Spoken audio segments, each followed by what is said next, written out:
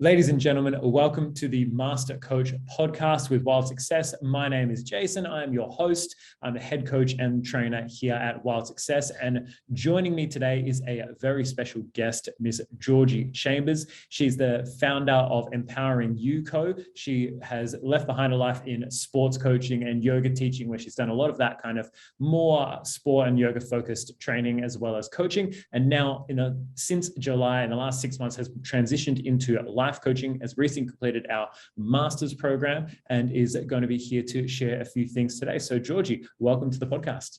Thanks, Jason. I'm so excited to be here. I'm glad to have you. Glad to have you. So let's start off with I guess for yourself, Empowering You Co. Where did that kind of mind frame, where did that name come from? What is it like, Empowering You? What was special to you about that?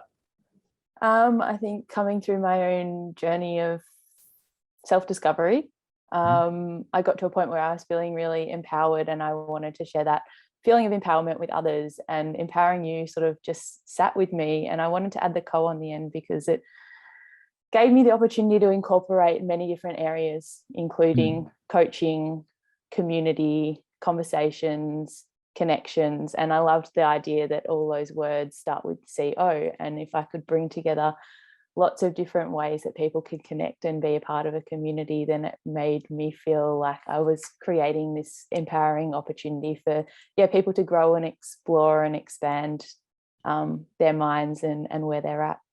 Beautiful. I didn't even realize all those words do start with CO. It's a very flexible little acronym there, just the CO. Perfect. So, tell me a little bit more about that journey. What was the sort of the journey for you over the course of, being a sports coach and then doing your yoga and then going through that journey that then led you to sort of life coaching? Paint me that sort of journey if you can. Yeah, so I've been a sports coach ever since I left school, which then led me into the teaching background. And I've always loved empowering people in that field because I've loved sport, and I've loved specific sports, including diving and volleyball. And that idea of serving someone and allowing them to grow in that field was really important to me. And about 6 years ago, I had an injury and I went through my own traumatic experience, and I ended up finding yoga. And yoga was a journey for me of self-discovery and finding presence.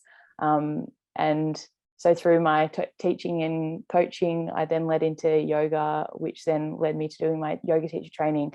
And yoga and working with other people allowed me to be exactly who I wanted to be and to inspire people in those spaces. And so that journey allowed me then to explore a little bit more of, well, if I went through this experience that I really struggled with my own mental health, with post-traumatic stress disorder, with all these things, then there's so many other people out there that have also experienced that, and how can I then use my experience to support them more? So 6 months ago started the journey with you guys through Art of Coaching, and then proceeded on to do mock because I wanted to learn some more skills and grow myself further to be able to use these coaching skills in life coaching and apply them in my sport, using my yoga principles to offer people a service that is something that I would have wanted when I was struggling most.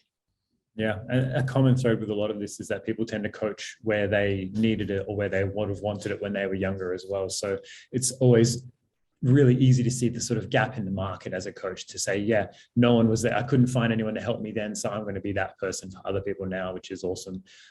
So in that sort of this journey that you've gone on, obviously you've had a bit of a history of sort of coaching in different aspects. How does sort of coaching in sport, and I guess the yoga side of things as well, how does that differ from coaching specifically for you? Or is it something that, or like, how does the coaching approach change the way that you show up in those areas? I think this has definitely given me more perspective on mindset and how powerful our mind is in everything that we do.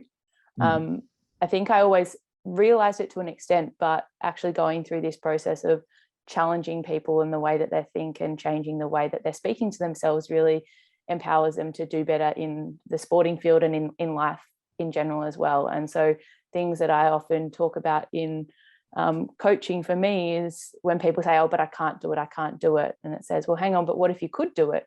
And what does it look like for you to be able to do that? And so in sport, that's something that I've used a lot with my diving coaching over the last 6 months. And it's really changed the way that some of my divers and my athletes actually present up on the board and present in there when they're doing a dive. Yeah.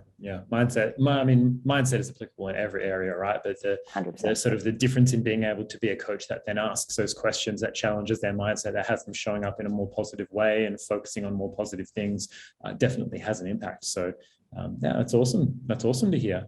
So what would be like some of the things that you feel sets you apart, or I guess makes you different as a coach? What would you say, if we're using the business language, what would your unique selling point be? Where do you feel like you sit in that sort of coaching industry from your selling point? Well, as I said before, being a yoga teacher, I love incorporating within my life coaching skills a lot of breathwork and meditation, and bringing that in to my coaching. And I think it's so important, and something that is so, it's often ignored, is like coming back to our breath. And I remember reading a book, this is a little side note, but I remember reading a book 12 months ago, and it was talking about when kids are at school, the first thing that we learn is like the alphabet and numbers. But when young people go into monk school, the first thing they learn is how to breathe at the age of 4 or 5. And it was just something so profound that sat with me, thinking that if we taught kids in school, or if we taught people how to breathe first, we would have so much less of a issue around so many different mental health conditions, so many different traumas that people experience. Because if we can relate everything back to our breath and be really present and grounded in that moment, then we'd be able to support so many more people. So that's one of the things that I feel definitely sets me apart, is just coming back to those simple techniques and simple practices of the things that we have in our life and how we can use them every day to support ourselves. Using all sort of the different tools from the different baskets that you've acquired over the years, and then bringing them together. So do you focus now mainly on sports coaching still, or are you transitioning? Is your focus now more so sort of the everyday individual, maybe looking to sort of feel a bit more empowered? Where's your focus going at the moment? It's definitely going towards the level of just helping people with their everyday.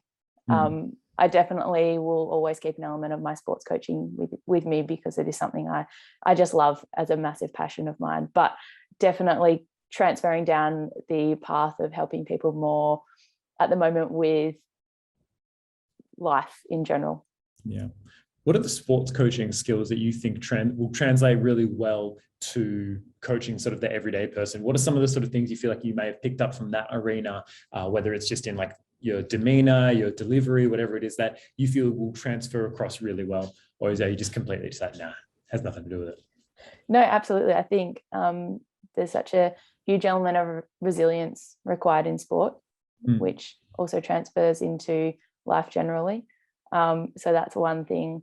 I just remember myself as a child trying to do new flips and tricks off the diving board and landing flat on my stomach, and the courage that you need to be able to step up and do that again. So that's something that I see in everyday life, is the courage to try again, the courage to do something new, the courage to step out of your comfort zone and really challenge yourself. And they're really definitely principles that I have used in sport, but I'm transferring into everyday life as well to really challenge my clients. Yeah, I love that. Belly flops though, I don't love that. No. I never dove, but I have belly flopped before. Basically the same thing from what I'm hearing. So what do you feel like makes, if we I guess have the blanket term of being like a master coach, what do you feel like is some of the attributes or some of the qualities that someone needs to work on or to develop in order to become a master coach? What are those keys for you, those differences that make the difference? I think being transparent and vulnerable in your own space is something that's really big and important for me. What else? Being okay with like not having the answers and just being open and vulnerable and not being, I guess, the quote unquote perfect coach, which a lot of people struggle with. Yeah, absolutely. Everyone starts somewhere, and everyone we're all learning as we go through life in all different facets. And I think that's such an incredible thing to think about, is that, you know, the greatest teachers are still learning. And that's something that really empowers me, that, yeah, I don't necessarily have all the answers, but I've got a hell of a lot of experience in many different areas that I've been through in my life. And yeah, I love the ability to be transparent and vulnerable with my clients, and also share that I am human as well. Beautiful. What else? I feel like was there a little bit more there in terms of some other aspects that you feel are relevant for a master coach? Yeah, there is definitely. I'm trying to think of what specifically. I'd say definitely courage. And passion, obviously. I think passion is a huge one for me. Yeah, you don't become a master coach by doing it because it's a easy 9 to 5 that you want to do. No way. To just pay the bills and clock off afterwards, right? You got to be passionate to coach day in, day out. Otherwise, it'll eat you alive. Yeah, for sure. Yeah, if you're an antisocial person who was not, it might not be for you to talk to people all day long. Perfect. So what are some of your favorite, I guess, skills, tools, tactics, hacks, questions? Like, what are your, so if you have like the top 3 tools or hacks or tactics or techniques that you love to use, whether it's with clients, whether it's with yourself, as a coach, to either help create change or set the space? What are some of your sort of top favorites that you tend to use a lot? I definitely love diving into the emotional side of things. That's one of my favorite things to look at. And one of the really important things that I love looking at with my clients is just feeling the full range of emotions and knowing that we can't have the good without the bad. But also within that is being aware of the emotions that are present and allowing them to fully flow through us in that moment, because the more that we hold on to them and challenge them, the more they fester and grow within us. And I think through my own journey of neglecting the emotions or trying to suppress the emotions, that was something that was really pretty life-changing for me, when I realized that, you know, the emotions will come and go like clouds on a breezy afternoon, and if we actually do let them move through us, then they aren't going to impact us so much going forward. And so that's something that I definitely bring into my coaching, not only with my life coaching clients, but also in like diving as well. Again, as I said, you land flat on your stomach and people always think, oh, you need to be courageous, you need to show that you're strong. But, you know, emotions are natural and everyone experiences them. So if something's hurt and something's making you upset, allow that emotion to come and go and then move on from it after that. Yeah, if you sit there, you know, trying not to feel disappointed when you feel disappointed and trying to put on that brave face, then you never get to express it. Then no one ever is able to tell you, you know, to help you through that if you need it, or you're never able to move through it yourself because you're busy pretending it's not there. No, emotional awareness is a big key. And yeah, being willing to sort of feel the emotions, even when they're not always pleasant, to move through them, as opposed to trying to hide them. And as a result, they just kind of stick around for a lot longer. Yeah, absolutely. Love that. What are some of your other favorite sort of tools or hacks? Another one is another one of my favorites is challenging the comfort zone, and sharing that with my clients by just giving them little challenges to step outside of their comfort zone and challenge the fear that they may be facing with that, but knowing that if, like, the worst case scenario, they know what the worst case scenario is.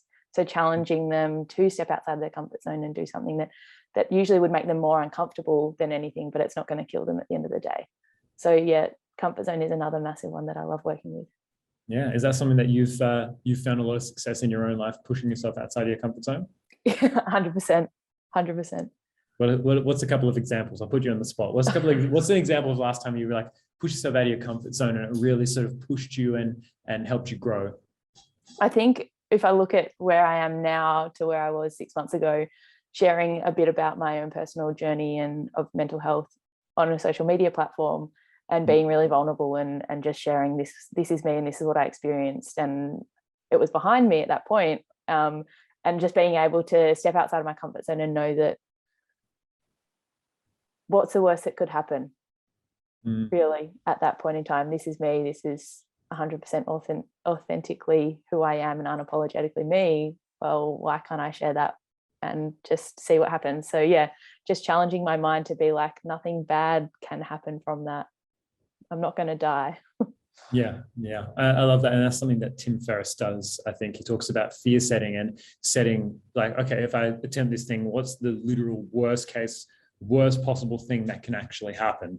And for most people, you know, they blow it out in their heads, and then when they get down to, you know, brass tacks, they're actually, you know, there's not that much that would actually happen that's that bad. Or the worst case scenario is, you know, so out there, or it's also so manageable that the upside outweighs the downside, you know, tenfold. So there's no reasons to sort of not go for it in that regard. Yeah, 100%. Yeah. I think another example that I've shared with a client before is like when you're in a supermarket and it's busy, or even if it's not, but you just like randomly lie down on the ground for no reason other than just because it's challenging you to do something that you wouldn't usually. And like doing that, it's weird and it's uncomfortable, but at the same time, it's not going to kill you. Maybe. I don't have TikTok though, so yeah, me neither. I know the lingo that kids use these days. But yeah, so do you have any other examples that you've given to clients before as little tasks, little things they can do? Yeah, so one that I personally use every day, because it's just one of those ones that I feel like strengthens me as an individual as well, and makes me feel able to conquer the day better, is just having a cold immersive shower in the morning before I turn the hot water on, and just like stepping into that cold feeling. And it's also something that brings me back to my breath, and my awareness is bringing me back to the presence and where I'm at, but also challenges me every single time I do it, because I don't love it, but I know that if I do it, I'm going to be able to do something else that I find hard in the day because I've already achieved something like that. Oh, I really like that. I really like that. I know Brian Tracy talks about if you had to eat a frog every single day for the rest of your life, when would you choose to do it, right? And the easiest answer and the best answer is first thing in the morning, right? You get it out of the way, get it done. And that's what I think a lot of people struggle with, because they don't do the hard thing first. They put it off and they try, oh, maybe I'll get some momentum by doing some other easy little things first. But no, I say if you can do something relatively uncomfortable in the morning, or, you know, let's say it's like that sales call or that follow-up you've been having to make, if you can do that first thing, then the rest of your day becomes a lot easier. Same thing with, from a mindset perspective, yeah, pushing yourself through to have a cold shower when maybe it's, I mean, look, it's 37 degrees here in WA at the moment. A cold shower would be very welcome. I don't think, but not so much in the depths of winter in Melbourne. No, in the depths of winter in Melbourne, you might as well just like go outside and just get rained on. Basically, it's the same thing. Yep. But having that something else to push you and to push yourself with, first thing in the morning, I think is a really beautiful little technique. And if anyone out there is struggling with the idea of putting themselves out there and doing uncomfortable things, I think that that's a really good way to sort of start and get momentum for sure. Yeah, absolutely. Beautiful. So from, I guess, your experience, obviously, you've, you know, worked with us for a little while, you've been doing a few different things in other areas. What would you say is one of the biggest things that holds new coaches back from getting started, and new coaches back from maybe two things, from getting started and then also from becoming successful once they have gotten started and sort of breaking out of the pack? I guess getting started is just, I think it comes back to like that fear of, or what if, and I know we've spoken about it a couple of times, but what if it all goes wrong? And what if this